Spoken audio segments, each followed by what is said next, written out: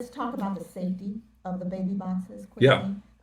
Safe Haven Baby Boxes says that in terms of a UL listing, not legally required. Uh, FDA, they don't sell the boxes, so that there's no requirement, there's no required approval by the Consumer Product Safety Commission. Um, they partner with a third party for performance testing, so no, and there's no legislation mandating certification, uh, you know, by UL listing or so. How do you? I mean, all of those boxes seem to be checked in terms of the safety of the Tell me baby what box. box was checked.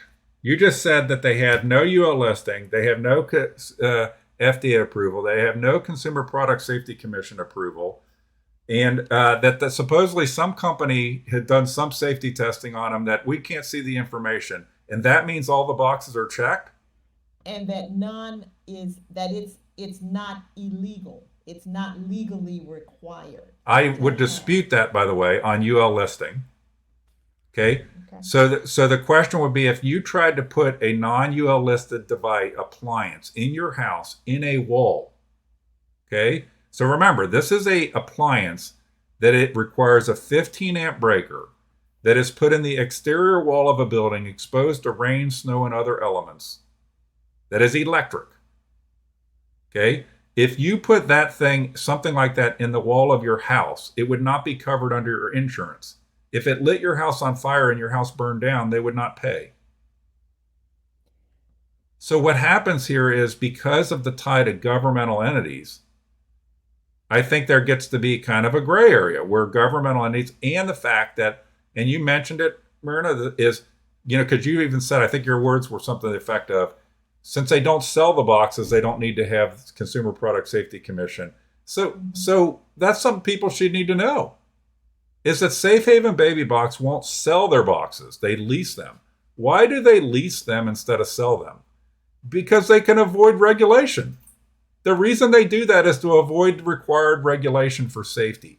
In what world would a legitimate pro-lifer view that a shenanigans like that, well, if we lease it versus sell it, we won't be required to have regulatory approval, and that's good.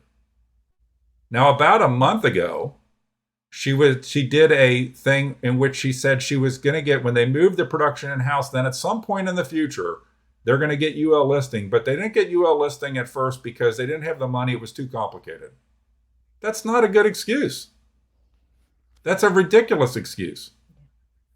And the notion that any of us who are pro-lifers would think that's okay, and or that we would give a pass, that somebody can say, well, we've had some sort of, what's the name of the company, Intertech, or some company did some independent safety testing. Well, where is that safety testing? Why isn't it on the Safe Haven Baby Box website then? If they're so proud of that testing, why is it hidden? And it's I've pointed out, other people have pointed out, I'm trying to look for something in my office here that is, if I went to the dollar store and bought a dollar lamp, it's going to have a UL listing on it if it plugs into electric.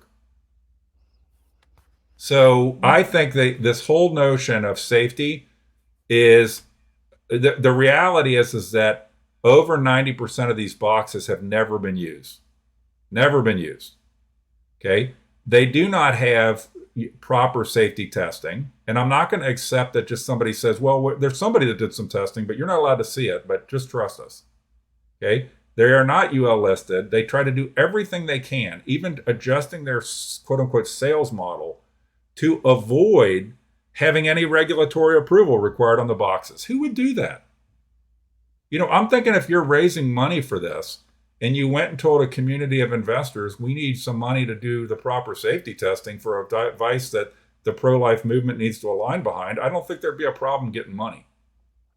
I don't think there's a lot of pro-lifers would say like, oh no, we just oh man, we don't want to have to spend the money on the electrical approvals that we see on every device in our homes. That would be a waste of money for this.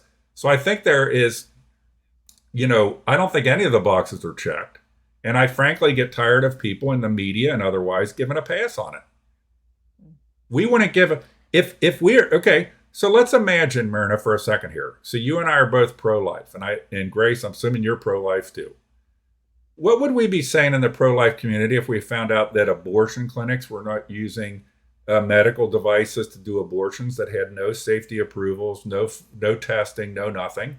We'd be making an issue out of that, wouldn't we? That this is unsafe. And I will throw on top of all this, there was a box at a place in Ohio called BSTG. It's in Sunbury, Ohio. You're not going to find it listed on the Safe Haven Baby Box site. It's the 8th box. And there's a 9th box I know of, the one that never has been activated. It's not listed there. That box, for 4 months, I called them and talked to them.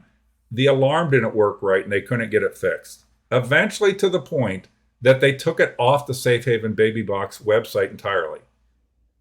And I pointed it out, and then I was a bad guy for pointing this out. Well, actually, the boxes have been addressed by a safety company. And we bought a building this year, which Mr. Hicks knows because he posted about it. And the building that we bought, we are going to start producing the boxes from our building. And get a UL listing. But it's a process. It's not going to happen overnight. We're a nonprofit, so we don't make millions of dollars regardless of what he says. So every dollar that we take in has to be accounted for something, that can benefit the company, benefit the women and children, and that's boxes in our case as Safe Haven Baby Boxes. So actually Intertech is a company that has already taken a look at our boxes. They did a risk management on it, or risk assessment on it. And so that was the first step. Now the second step is to get the building, start building these boxes, bring the people who are building the boxes into our building, and then turn around and get it UL listed. So it is a process, though. It's not something that we had the funds for up front. UL listing is very expensive, but we have engineers, we have electricians, we have people that are working in the industry that are developing the box. It's not Monica Kelsey, the firefighter medic. It's people that know what they're talking about and know what they're doing. He makes it sound like we're just throwing boxes together, probably, and I think this might not have been him, this might have been somebody else, but that we were just putting boxes together in our garage. Like, what? How many years have you been doing this? So I launched my first baby box in April of 2016 at my firehouse in Woodburn, Indiana.